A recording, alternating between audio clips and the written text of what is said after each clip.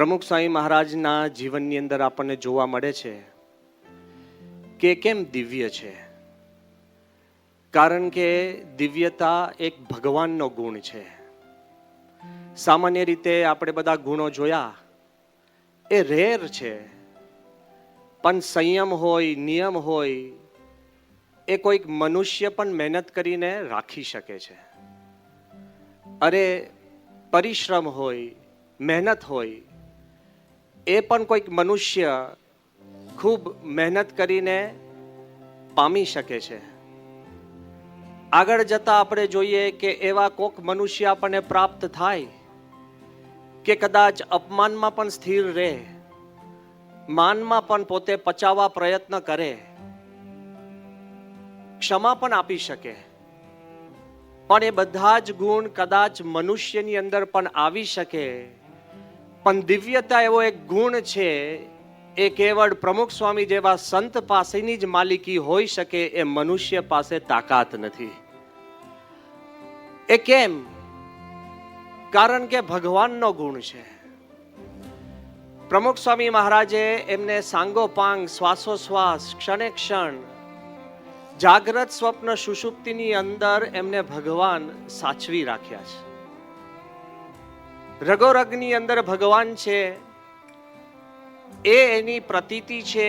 એના કારણે સ્વામી શ્રી દિવ્ય છે.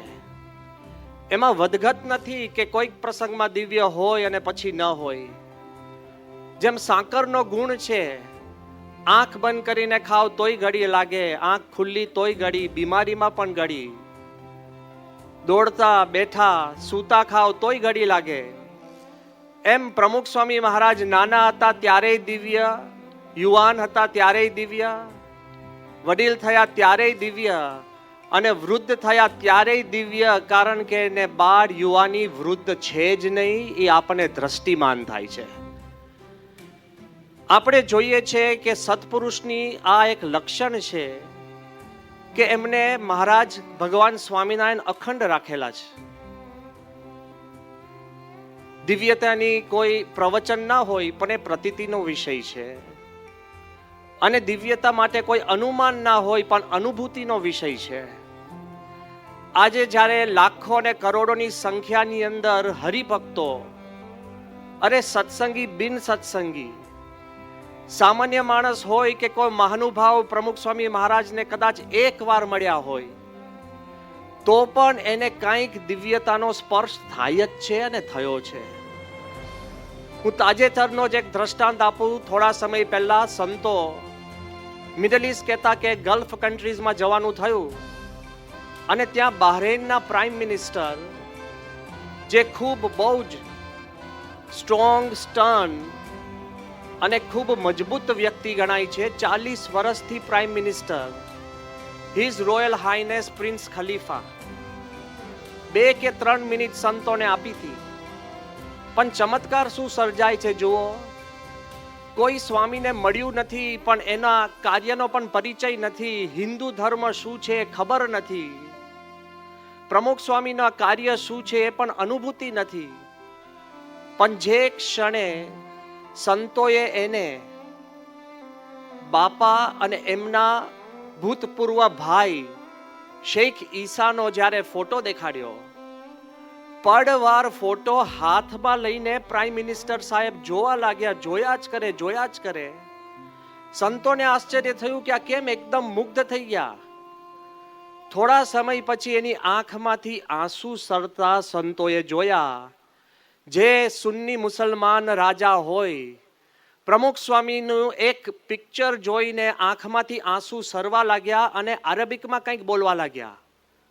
સમગ્ર કેબિનેટના મિનિસ્ટરને અરેબિકમાં કહેવા લાગ્યા. જ્યારે સંતોએ પૂછ્યું કે ભાઈ શું વાત ચાલે છે, ત્યારે એમને શું વાત કરી ખબર છે? કે આ સંતના મુખારવિંદ ઉપર એટલું તેજ છે, એટલી દિવ્યતા છે કે હું મારા આંસુ રોકી નથી શકતો. એક પણ શબ્દ વગર પ્રમુખ સ્વામી આ ભાવના ઊભી કરી શકે તો કેટલી શક્તિ હશે. લોકોએ મંદિર બાંધવા પડે છે, પ્રવચનો કરવા પડે, આયોજનો કરવા પડે. કેવળ સંતના દર્શન જો સત હોય અને સચ્ચાઈ હોય ને, તો દર્શન આવી ભાવના ઊભી કરી શકે છે. રોજિંદા હરિભક્ત હોય, જે જાણતા હોય એ તો વાત કરે, પણ અજાણ્યા માણસને પણ કેવી પ્રતીતિ થાય છે. હું દ્રષ્ટાંત આપવા માંગુ છું કે જ્યારે દિલ્હી અક્ષરધામ પૂરું થયું, રાષ્ટ્રપતિ ભવનમાંથી કલામ સાહેબનો ફોન આવ્યો અમને કે મારા એક મિત્ર છે, તમે અક્ષરધામ દેખાડશો. જ્યારે આખી દુનિયાને આપણે અક્ષરધામ દેખાડતા હોય અને રાષ્ટ્રપતિના મિત્ર હોય એને દેખાડવામાં શું પ્રશ્ન છે?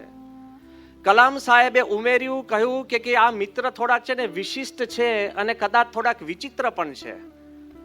સંતોને લાગ્યું કે એવા વિચિત્ર ને વિશિષ્ટ કોણ હોય? તો એમણે કહ્યું કે એ બહુ આસ્તિક નથી. સંતો કે ભલે આવે. જ્યારે ગાડીમાંથી ઉતર્યા ત્યારે આર.કે. લક્ષ્મણ, જેને ખબર હોય કે ટાઈમ્સ ઓફ ઇન્ડિયાની અંદર જેમનું કાર્ટૂન આવતું હતું અને રોજ કોઈકની ટીકા હોય, દેશમાં પ્રાઇમ મિનિસ્ટરથી પ્રેસિડેન્ટથી માંડીને નાનામાં નાની પોલિસીને પણ જે ન છોડે એટલા બુદ્ધિશાળી આર.કે. લક્ષ્મણ સાહેબ આવ્યા. આગળ અક્ષરધામ જ્યારે દેખાડતા હતા, કાંઈ જ શબ્દ બોલે નહીં, નોન કમ્યુનિકેટિવ. અને જ્યારે સંતોએ બોટ રાઇડ દેખાડી, બીજું બધું દેખાડ્યું, થોડા ઘણા રાજી થયા. પછી સંતોના મનમાં હિંમત થઈ, મને જ વિચાર આવ્યો કે આટલા બધાએ રાજી થયા એવું દેખાય છે, તો જરા આપણે કહીએ કે તમારે પ્રમુખ સ્વામીના દર્શન કરવા છે. મોટામાં મોટી ભૂલ. અત્યારે હું તમારી આગળ જાહેરમાં કબૂલું છું કે મેં જ પૂછ્યું કે સાહેબ પ્રમુખ સ્વામીના દર્શન કરવા છે, તો એમણે શું પૂછ્યું ખબર છે? કે હુ ઇઝ હી? કે પ્રમુખ સ્વામી કોણ છે? હવે કેટલા આપણે શર્મિંદા થઈ જઈએ. એટલે મેં એવું કીધું કે જેમણે આ અક્ષરધામ બનાવ્યું, તો કે સો વોટ. કદાચ કોકને વિવેક જેવું લાગે તોય કે આટલું મોટું અક્ષરધામ બનાવ્યું તો જવું જોઈએ. પછી અમને તો કેવી રીતના બહાર નીકળવું એ પ્રશ્ન થઈ ગયો. ઘણીવાર આપણાથી ન બોલવાનું બોલાઈ જાય, પછી આખી જિંદગી પસ્તાઈએ. એ પરિસ્થિતિમાં જ્યારે આપણે કહ્યું કે સો વોટ, આપણે એમને કહ્યું કે સાહેબ, કલામ સાહેબ એમને ઘણી વાર મળ્યા છે. એ કે કેટલી વાર? અમે કીધું અનેક. તો ચાલો, જે વ્યક્તિને પ્રમુખ સ્વામીનો પરિચય નથી, જેમને પ્રમુખ સ્વામીની કાંઈ પડી નથી, જેમને અક્ષરધામ જોયા પછી પણ મહિમાની એક લહેર ફૂટી નથી, એમને પ્રમુખ સ્વામી પાસે તમને લઈ જાઓ. અમે મૂંઝાતા હતા કે શું કરવું. આ બાજુ પ્રમુખ સ્વામીને ખબર નથી કે આર.કે. લક્ષ્મણ કોણ છે, આર.કે. લક્ષ્મણને ખબર નથી કે પ્રમુખ સ્વામી કોણ છે. જ્યારે સ્વામીના રૂમની અંદર કીધા વગર વ્હીલચેરની અંદર જ્યારે અમે એમને લઈ ગયા, બાપા ઈશ્વર સ્વામી જોડે કંઈક વાતો કરતા હતા. આછો પ્રકાશ હતો, સ્વામીને સફેદ દાઢી હતી, ખોડામાં એક ઓસીકું હતું. એટલા તેજોયમાન લાગતા હતા. આઈ હેવ ટુ કન્ફેસ, એટલા આપણે કહે ને એકદમ સ્પ્લેન્ડરસ લાગતા હતા. જેવી વ્હીલચેર લઈને ગયા, સ્વામી આમ ફરીને સ્વામી કીધું કે સાહેબ કોણ છે? એમ કરીને સ્વામી આમ હાથ લાંબો કર્યો. જેવો હાથ સ્પર્શ્યો ને પકડ્યો, એક શબ્દ બોલ્યા વગર આર.કે. લક્ષ્મણ નાના બાળકની જેમ રડવા જ માંડ્યા. રડ્યા જ કરે, રડ્યા જ કરે, રડ્યા જ કરે. એ રડતા જઈને બાપા પૂછે કે સાહેબ કોણ છે? લે, સાહેબને પડી નથી કે પ્રમુખ સ્વામી કોણ છે. અને સ્વામીએ પૂછ્યું, હજુ અમે બાપાને સમજાય પહેલા આર.કે. લક્ષ્મણને પાણી આપી અને એમને ડૂમો ભરાઈ ગયો તો શાંતિથી સ્થિર થયા. અને પછી આર.કે. લક્ષ્મણે શું કહ્યું ખબર છે? કે there is a flood of piece. એક શાંતિનું અને દિવ્ય પૂર વહી રહ્યું છે પ્રમુખ સ્વામીમાંથી. અને કે મેં જિંદગીમાં અનુભૂતિ નથી કરી. અને પછી એ હાથ જોડીને બોલ્યા કે મારે રોજનો દિવસ, અત્યાર સુધી એક દિવસ એવો પસાર નથી થયો કે when there is nothing to criticise. રોજ મને કંઈક ટીકા દેખાય. કોકની મૂછ વાંકી હોય, વાળ વાંખા હોય, કોકની બોલી, કંઈક લખાણ, કંઈક મને ખોટું અને ટીકા દેખાય. આ મારી જિંદગીનો પહેલો દિવસ છે કે there is nothing to criticise. કોઈ ટીકા મને નથી દેખાતી. એવા પ્રમુખ સ્વામી મહારાજ છે. અને પછી ક્લાઇમેક્સ તો એ છે કે જ્યારે અમે પાછા નીકળતા હતા ત્યારે એમણે મને કહ્યું કે હું ખરેખર રડતો હતો. જે વ્યક્તિએ ભલ ભલાને રડાવ્યા હતા એ કે હું ખરેખર રડતો હતો. અમે કીધું કે હા સાહેબ.